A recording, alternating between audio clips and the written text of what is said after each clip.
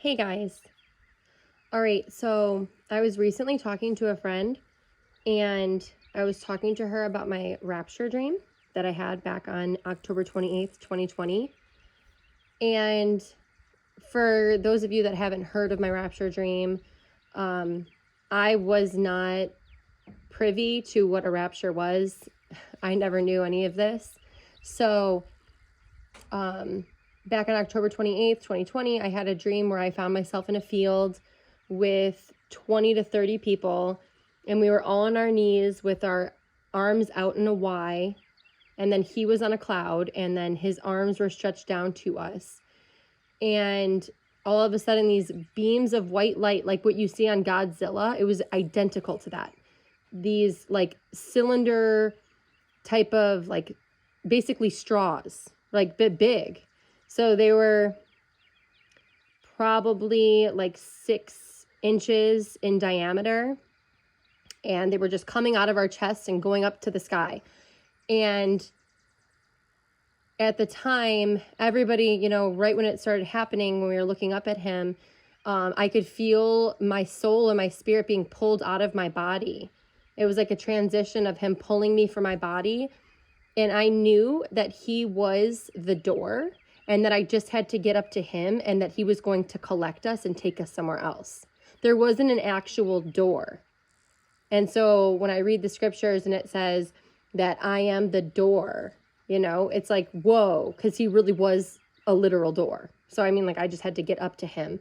So I was talking to my friend and I'm like, yes, in this rapture dream, when all these beams of white light came up, I could feel that he was pulling me out of my body. And it was weird because it was like a straw, like sucking me out of this physical body. And I could feel it was like sticky bubble gum. It was like all these chunks of my soul were just being ripped out of my body and like being pulled into the straw, like towards him. But when I didn't know what this was happening, and I thought, he is totally going to kill me if he keeps doing this. So I started looking around, and he said, it's the end now. And I was like, well, where is everybody? And I'm like Lot's wife. So I started looking back, and I'm like Peter, I fell into the water. I started to doubt and look around and was very confused.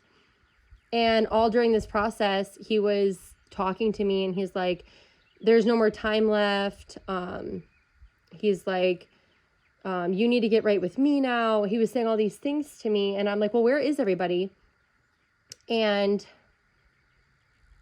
I, my white light coming out of my chest started to flicker, like it was going out. So it was like flickering. It was coming. It was dark. It was coming back on.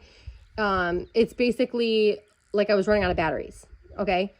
I didn't know exactly what this meant, and I think I have an idea of what it means now, and that's why I'm bringing this forward, because when he says about like they hear the bridegroom coming, right, but they don't have enough oil, right? I think that's what was happening with me, was that I didn't have enough oil. And so I was talking to my friend recently, and I said, when I had this dream, my my chest was flashing, and like I knew that I needed to have whatever that was to get to him, right? And the doubt, right? And then all of that happened, and it turned off the light completely. And so I remember just looking down at the ground and being like, what is happening right now? Because I was just in total shock.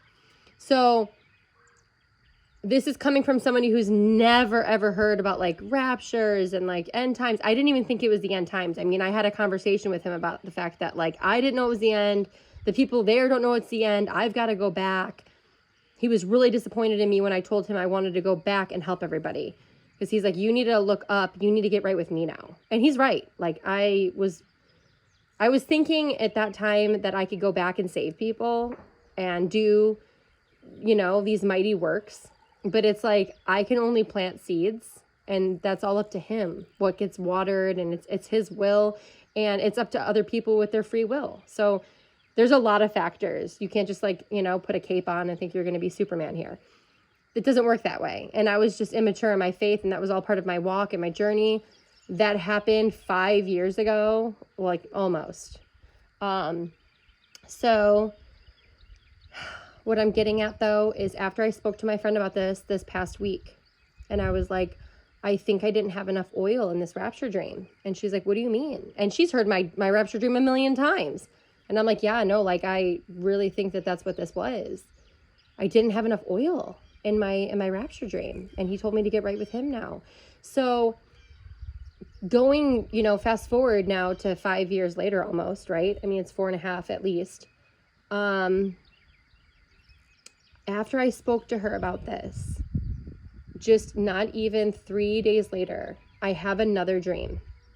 And this dream is totally different. But I am in, it's the end, and he's coming to make a way for us to escape, okay? And there's like this crazy like playground set up of metal pipes that you would see in like a construction site, right? Just like metal pipes, and they're all shaped in like a cube form so that you could fall forward, right? Like you could fall back, you could fall to the left, you could fall to the right. So you have to stay in this narrow path to make it up this crazy contraption of like crazy pipes, okay? So you make it up, and like maybe you go up like 10 blocks of these like squares of piping, and then it'll pivot to the right, and go up like 3, and then it pivots back to the left and goes up like 5, okay? And then it pivots to the left, and you go over 1 and then go up 6. It's not in a straight line. And I had people climbing behind me and people climbing above me, and we were all climbing to the top to get to him, okay? And as I'm climbing, I start panicking and freaking out because my worst fear is heights.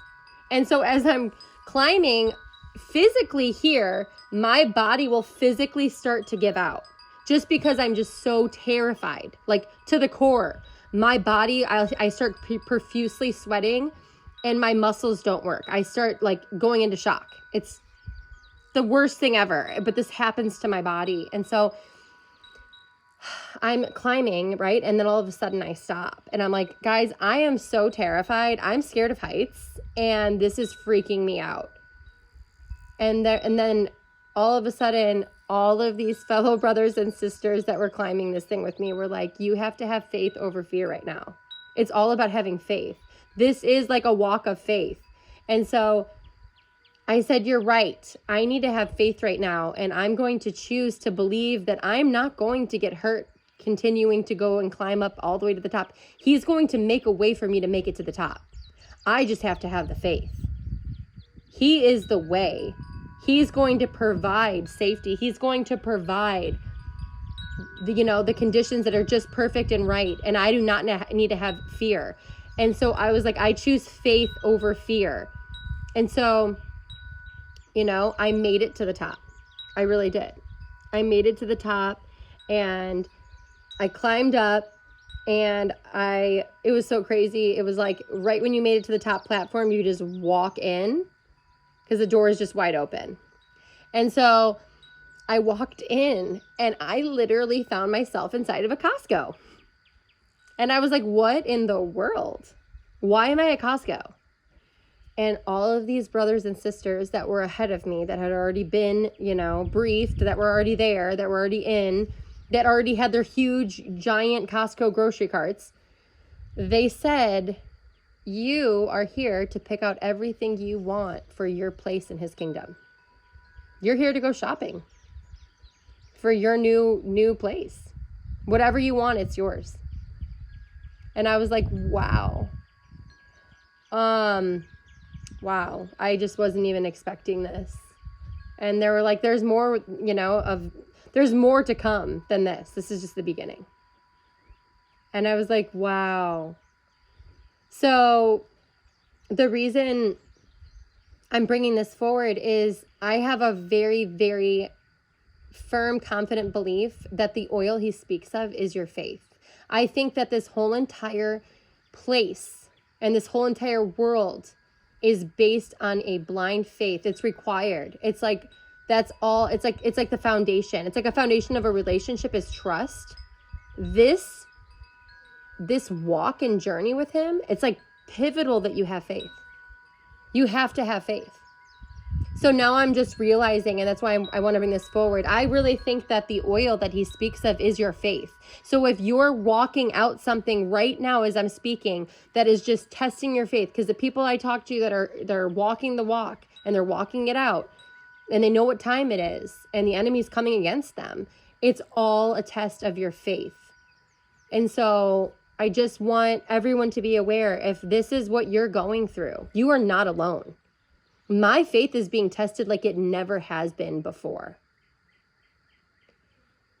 I want you guys to know that you just have to choose to believe, and you just have to choose to trust, because that will give you the best outcome regardless to what you're going through, even when it looks impossible. That's when he does his mighty works. That's when he does his best works, is when something looks impossible.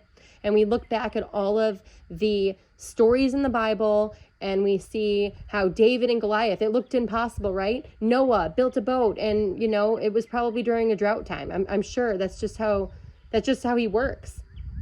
But all of a sudden, rain fell to a flood, and it's all of these things, when it looks impossible, like Moses with his stuttering, or he had like a problem with his speech, and he's like, how can I talk to these people? How can I go to Pharaoh when I can't talk and speak properly? I'm not going to be taken seriously.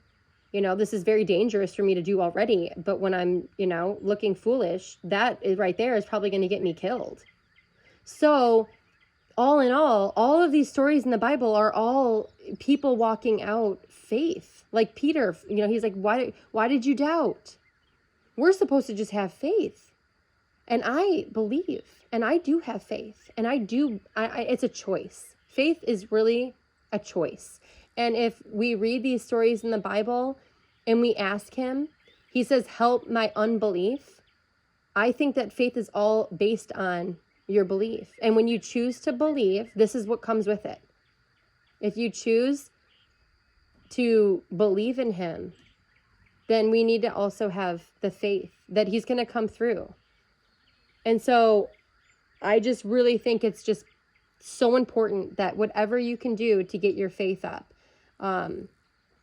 just reading, focusing on his promises and reading these stories of, the Exodus, that is just such a powerful book. And I just think right now we need to be focusing on getting our faith up, because remember what he says, right? When he comes back, he says, when I return, will I find faith? I just want to leave it right there and just some food for thought. When I return, will I find faith? I think that that's what he's looking for, guys. I love you so much. I will be back later.